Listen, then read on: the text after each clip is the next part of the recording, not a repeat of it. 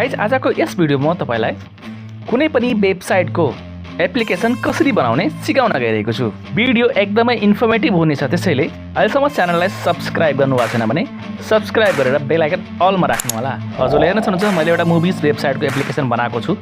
यसमा ट्याप गर्ने बित्तिकै सजिलै ओपन हुन्छ। हजुरले हेर्न सक्नुहुन्छ स्क्रोल गर्दा एकदमै स्मुथ रन हुन्छ।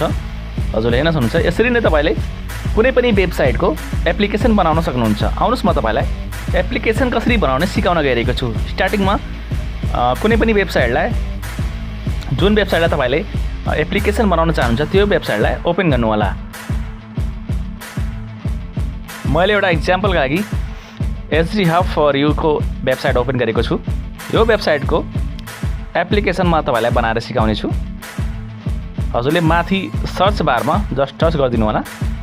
त्यसपछि माथितिर एउटा कपी लिङ्कको सिम्बल बनेको छ, यसमा टच गरिदिनु होला।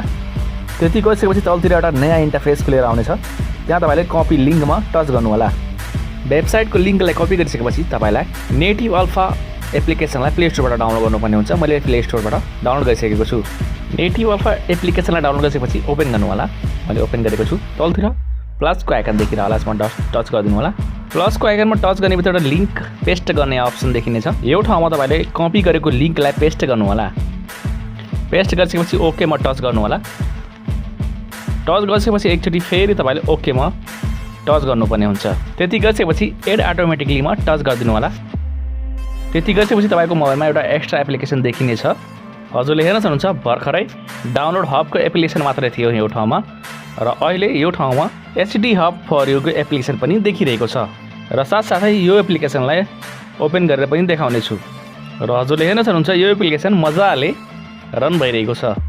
यसरी नै तपाईले कुनै पनि वेबसाइटको एप्लिकेसन सजिलै बनाउन सक्नुहुन्छ।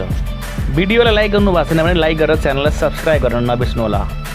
हस् त, धन्यवाद। जय नेपाल।